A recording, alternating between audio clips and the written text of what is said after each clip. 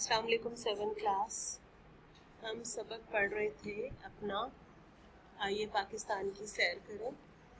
तो उम्मीद है कि आप लोगों ने पिछला ऑब्जेक्टिव याद कर लिया होगा और उसकी बुक रीडिंग भी अच्छे से कर ली होगी। नेक्स्ट पेज पे आ जाइए, पेज नंबर 36 है। पेंसिल आपके पास होनी चाहिए और हाइलाइटर आपके पास होना चाहिए ताकि आप ऑब्जेक्टिव मार्क कर लें और मुश्किल अल्फाज के मायने भी साथ साथ नोट कर लें। ठीक है, तो चलिए स्टार्ट करते हैं।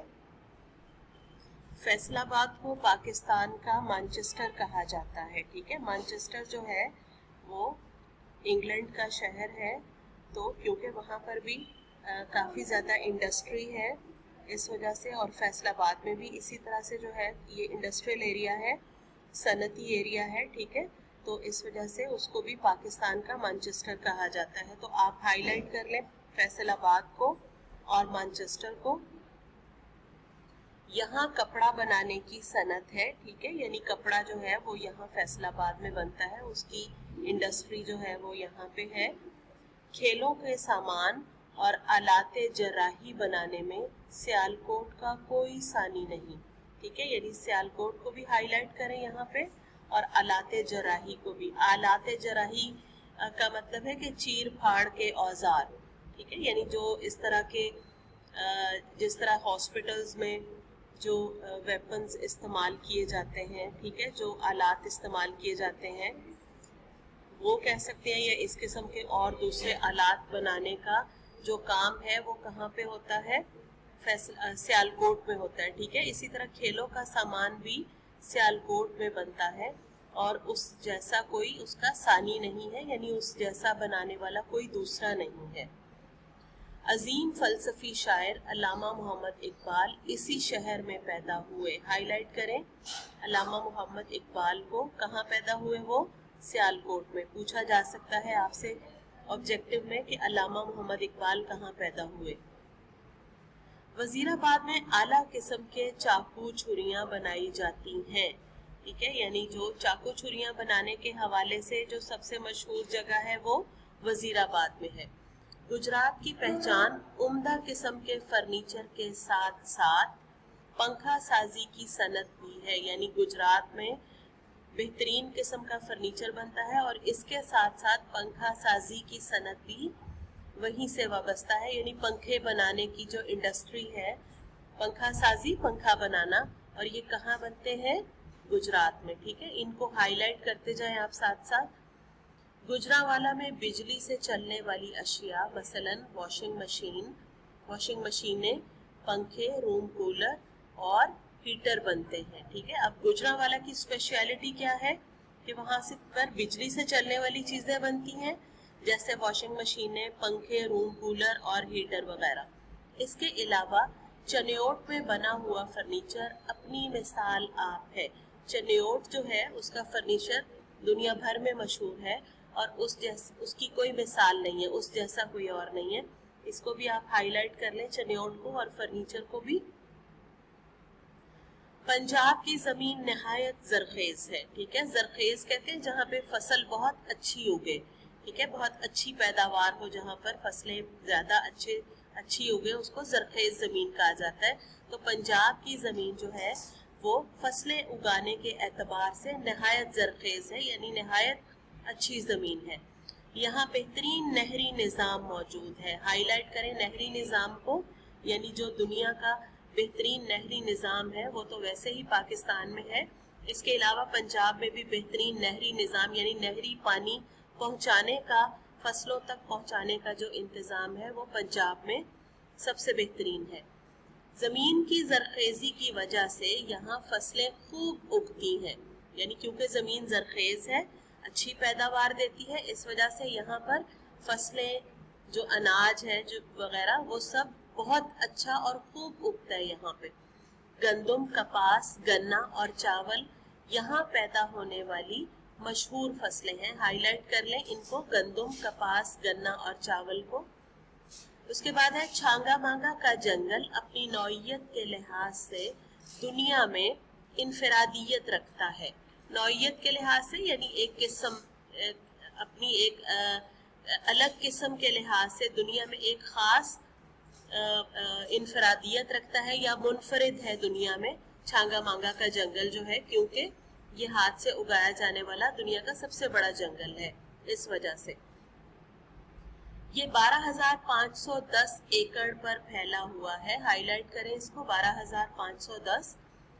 ये दुनिया का सबसे बड़ा जंगल है जिसे खुद उगाया गया है। ठीक है, अभी मैंने आपको थोड़ी देर पहले बताया कि ये खुद उगाया जाने वाला दुनिया का सबसे बड़ा जंगल है। इस वजह से ये खास तौर पर मुनफरिद है, इनफरादी हैसियत रखता है। चोलिस्तान के रेगिस्तान भी इसी सूबे में है। चोलिस्तान जो है ये रेतला इलाका है, सहराई इलाका है। ठीक है, और रेगिस्तान भी आपको बताया कि जहाँ पे रेत ज्यादा होती है उसको कहते हैं। तो चोलिस्तान का इलाका जो है यहाँ पर रेत ज्यादा होती है, तो ये भी सूबा पंजाब में ही वाक़ है। ठीक है, यहाँ ख्योड़ा के मकाम पर दुनिया की दूसरी बड़ी नमक की कान है। हाईलाइट करें ख्योड़ा को और नमक की कान को, यानी नमक जहाँ से निकलता है वो ख्योड़ा के मुकाम से निकलता है। दुनिया की दूसरी बड़ी नमक की कान है वहां पर। पंजाब में कोयले के भी वाफर ज़खायर मौजूद है। वाफर ज़खायर का मतलब बहुत ज्यादा तादाद में, बहुत ज्यादा जखीरा मौजूद है कोयले का। ठीक है, पंजाब में, इसको भी हाईलाइट कर ले, कोयले को भी और पंजाब को भी। इसके अलावा पंजाब में साहिवाल के करीब हड़प्पा से मिलने वाले आसारे कदीमा भी खास अहमियत रखते हैं। ठीक है, हाईलाइट कर लें सबसे पहले साहिवाल को, हड़प्पा को, यानी साहिवाल के करीब एक जगह है हड़प्पा, वहां पर आसारे कदीमा यानी जो पुरानी निशानियां जो हैं वो भी बड़ी खास अहमियत की हामिल है। आपने कभी सुना होगा कि हड़प्पा में जो है वो आसारे कदीमा की पुरानी निशानियां जाहिर होती हैं और लोग वहां पर देखने भी जाते हैं। ठीक है, पुराने जमाने में जो लोग रहते थे उनका रहन सहन क्या था, उनकी तहजीब और तमद्दुन उनका क्या था, वो सब वहां पे नजर भी आता है। ठीक है, उसके बाद है सिंध को मेहरान के नाम से भी पुकारा जाता है। हाईलाइट करें सिंध को और मेहरान को। सिंध का लफ्ज सिंधु से निकला है। सिंधु जो है इसको भी हाईलाइट कर लें। संस्कृत में सिंधु दरिया को कहते हैं। हाईलाइट कर लें दरियाए सिंध की वजह से इसे ये नाम दिया गया है। यहाँ का दारुल हुकूमत कराची है। ठीक है, यानी सिंध का दारुल हुकूमत जो है वो कराची है। इसको भी हाईलाइट करें। कल मैंने आपको बताया था कि दारुल हुकूमत क्या होगा, उम्मीद है कि आपको याद होगा। ये पाकिस्तान का सबसे बड़ा शहर है। इसे रोशनियों का शहर कहा जाता है। हाईलाइट कर ले, सबसे बड़ा शहर और रोशनियों का शहर। पाकिस्तान की सबसे पहली बंदरगाह भी कराची में है। हाईलाइट कर ले, पहली बंदरगाह और कराची, यानी पाकिस्तान का जो सबसे पहली बंदरगाह है, जो पोर्ट है वो कराची है। बानी पाकिस्तान कायदे आजम मोहम्मद अली जिन्ना का ताल्लुक कराची से था।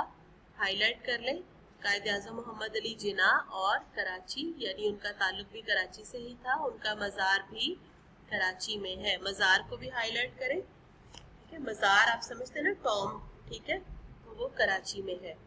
मोहम्मद बिन कासिम ने 712 में राजा दाहिर को शिकस्त दी और सिंध को फतह किया।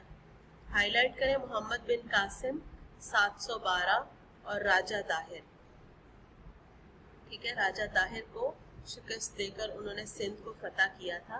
मोहम्मद बिन कासिम के हुस्ने सुलूक से मुतासर होकर गैर मुस्लिमों की एक कसीर तादाद हल्का बगोशे इस्लाम हो गई। ठीक है, यानी मोहम्मद बिन कासिम का जो हुस्ने सुलूक था, जो बेहतरीन सुलूक था जो लोगों के साथ वो करते थे, उससे मुतासर होकर बहुत से गैर मुस्लिमों ने इस्लाम कबूल कर लिया। हल्का बगोशे इस्लाम होना यानी इस्लाम कबूल कर लेना। इसको हाईलाइट भी साथ साथ करते जाएं। हल्का बगोशे इस्लाम हो गई। ताहम अब भी सिंध में हिंदू कौम खासी बड़ी तादाद में आबाद है। हाईलाइट कर लें हिंदू कौम को, यानी सिंध में, क्योंकि वैसे तो वहाँ बहुत से लोगों ने, गैर मुस्लिमों ने इस्लाम कबूल किया, लेकिन अभी भी वहाँ पर एक बहुत बड़ी तादाद जो है वो हिंदू कौम की मौजूद है। सिंध की आबादी का 7.5% हिंदू आबादी पर मुश्तमिल है। हाईलाइट करें 7.5%, यानी सिंध की जो आबादी है اس کا 7.5% جو ہے 7.5% جو ہے وہ ہندو آبادی ہی ہے وہاں پہ. سندھ میں بولی جانے والی بڑی زبان سندھی ہے. ہائی لائٹ کریں سندھی کو.